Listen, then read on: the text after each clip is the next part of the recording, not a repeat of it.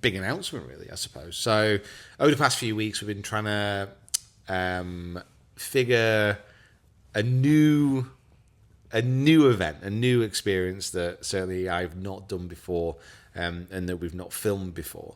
So over the past, couple of years, I'd say, events, tour pro events, and tours have been trying to interact with YouTubers a little bit more and trying to migrate audiences. So from us to them, from them to us, trying to get a few more eyeballs on certain tournaments by using sponsors' invites. And I have been invited to play in a tour event. So this is the Egyptian Open. It's been around for over 100 years, and it's back after a hiatus of about a decade. It's going to be done through the Asian Tour, and it's going to be my first ever full-on tour event. So 4 rounds, hopefully, 2 rounds and a cut, and it's going to be taking place next week. So I'm going to be flying over to Egypt. I'm going to be competing in the Egyptian Open. It's a national open, which is something which I love. I love the idea of. I always think that the DP World Tour has one of the biggest advantages in many respects because it can talk about national opens, Spanish Open, French Open, Scottish Open, all these kind of things. And I'm not saying that the Egyptian Open is anywhere near that level or have that kind of prestige, but it is a really old event with a great history. I think Bobby Locke has won one of the first ones. It goes back that far. And we're going to be over. We're going to be playing, we're going to be competing, and we are going to be filming. How does it kind of feel to say that you're going to be at a tour event playing 4 rounds with a cut? Hopefully it'll be 4 rounds. Yeah, but do you know what I mean? Like how does that feel? I don't know. I think I'm a little bit apprehensive. Also, I'm a little bit nervous, but probably not as nervous as I would have been a few years ago. I think sponsors using their invites, and obviously I've got some skin in this game, but sponsors using invites to attract people to play in events who will bring more eyeballs to that event, I think generally is a good thing. And because they're sponsors' invites, I'm not taking away a spot from somebody who would otherwise get in that event. So that's something which I think is always the sticking point with a lot of people.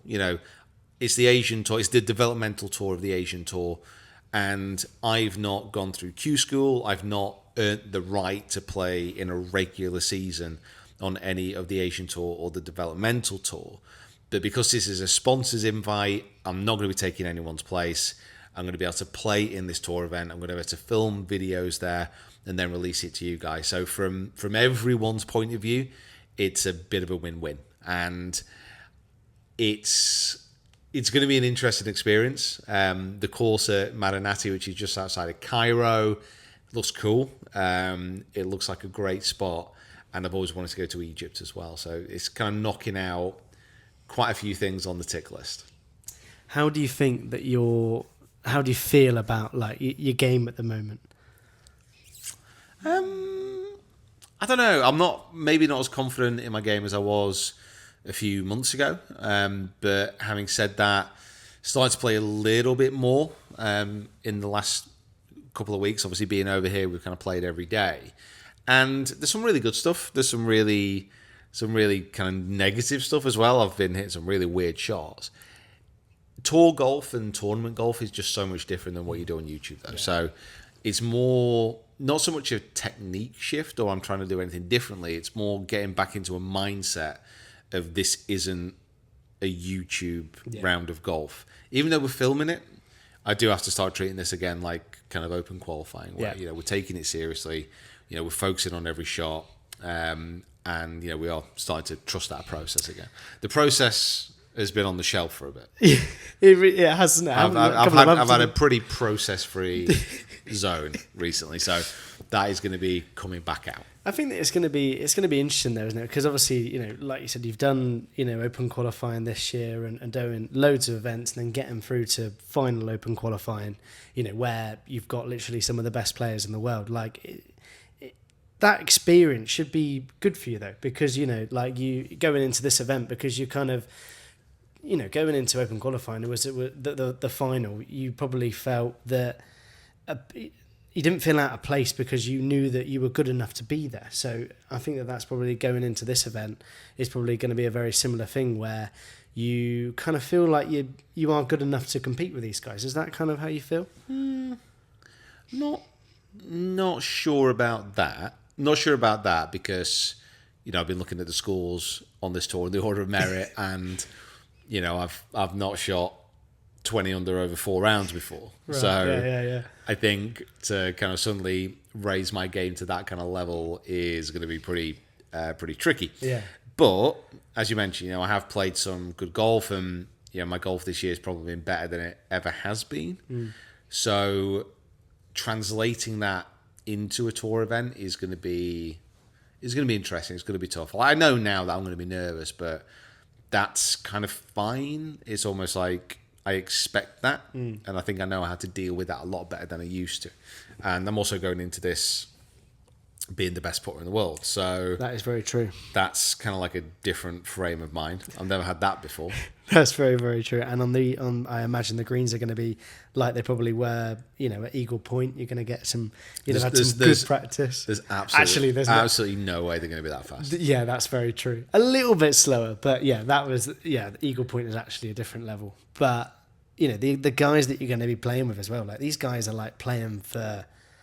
They're going to be, it's going to be a big event in terms of like, it's not necessarily got the name. I think on this developmental tour, the Asian tour, it is, and it's one of the tours. So the way that a lot of professional golf is structured around the world, you have tiers. So you've always got PJ Tour, DP World Tour, European Tour.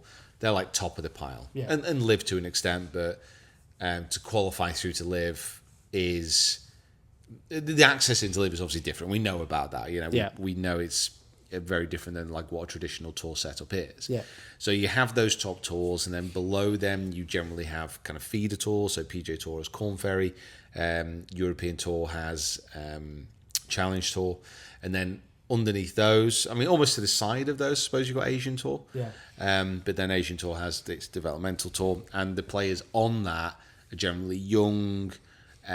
New professionals coming through, trying to find their way, trying to make their way in the professional game. So we'll be playing with people who maybe not now, but in 2-3 years, literally, people will be saying, where did Harry come from? Yeah. It's like, we met Harry a couple of years ago, and we knew he was a great player. And look at him now, DP World Tour, Asia Tour winning. Yeah. So that's the type of kind of tour it's on. I'm pretty sure. It's world ranking points. Yeah, that's going to be, well. Yeah, that's crazy. So I think with a world ranking point event, I'm pretty sure you get awarded world ranking points just for showing up. So as long as I tee off and I finish 2 rounds, even if I miss the cut, I'm going to get a world ranking again. Right, okay. So that's a positive. Yeah. It'd be crazy that like if this is just such hindsight, but like thinking if you're going to get like a top 10 or something like that, like what that would do for your world ranking points, what that would do for future events, like like all those things are just kind of going round. None of that actually matters. Yeah, no. I'm not. The thing is, I am not playing in this event to try and then play on the Asian Tour. I'm not playing in this event to go on and try and be a tour pro. That's not going to happen. I have no interest in that, and I'm not good enough to do that. This is more of like a one-off event, which I'm looking forward to. I think it's going to be great.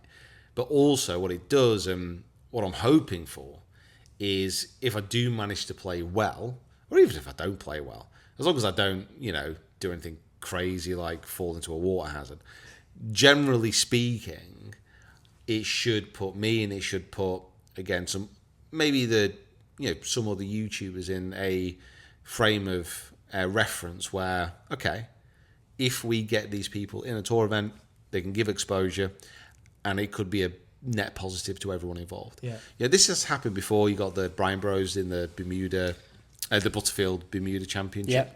But I think it's potentially slightly different because both George and Wes are actually very, very good golfers. I've played on different tours around the world. Obviously, Wes has won on the PJ Tour. Yeah. So this is I think, slightly different than that. And obviously, this is a lower level of tour than that. So, I don't know.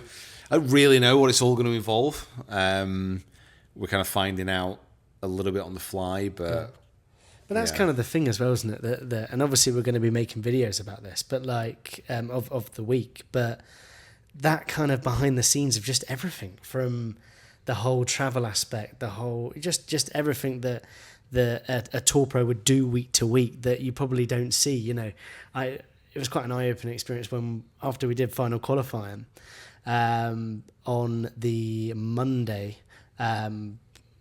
From Dundonald, we then the next day went to Germany, and it was a real eye-opening experience. You know, there was how many tour pros on that plane? Maybe like 7, 8, and it was just kind of like a really, like, you see that side of it that you probably don't even think about. You know, you think that they're just going to turn up in a private jet and all this sort of stuff. Like, you know, it's the grind that happens is really, really interesting, and that side of it I love. It's cool. Well, yeah, the vast majority. The thing is, like, the vast majority of tour pros are not Rory. Yeah. They're not Scotty. You know, they're not these elite level players who, you know, seemingly win all the time and are seemingly at the top of the leaderboards on the best tours all the time.